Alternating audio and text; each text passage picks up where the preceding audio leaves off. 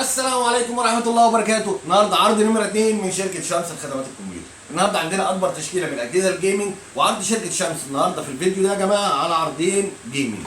العرض الأول النهارده بنتكلم فيه الأسوس الجي يو 502. الجي يو 502 اجهزه جيمنج استيراد فرز اول بحاله الزيرو. المواصفات بتاعتها الكور اي 7 الجيل العاشر، ال10 750 اتش برامات 16 جيجا دي رام 4، هارد 512 اس اس دي. كارت الشاشه بتاعه العملاق الار تي اكس ال 2060. ال 2060 طبعا يا جماعه غني عن التعريف، 6 جيجا دي رام 6 وبيعلى طبعا مع الرامات زي ما انتم عارفين. اجهزه طبعا الاستيراد فرز اول 15 و6 اي بي اس. اجهزه ده يا جماعه الار تي اكس ال 2060.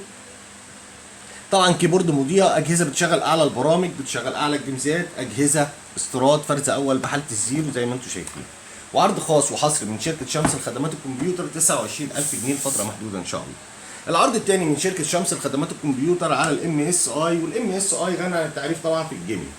الموديل الجهاز الجي اف 75. الجي اف 75 الكور اي 7 الجيل العاشر برضو برامات الجيل العاشر 10 750 اتش برامات 16 جيجا دي رام 4، هارد بيبقى 512 اس اس دي. كارت الفيجا بتاعه العملاق الجي تي اكس ال 1060 جي تي اكس 1660 تي اي.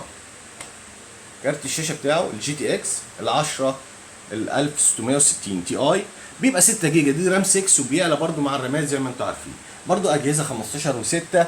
الكيبورد بتاعته برده مضيئه، اجهزه جيمنج استيراد فرز اول بحاله الزيرو زي ما انتم شايفين.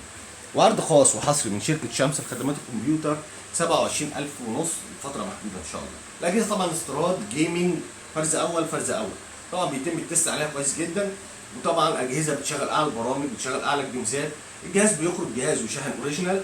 وطبعا عرض حصري من شركه شمس لخدمات الكمبيوتر. استنونا في العرض نمره 3 ان شاء الله، والسلام عليكم.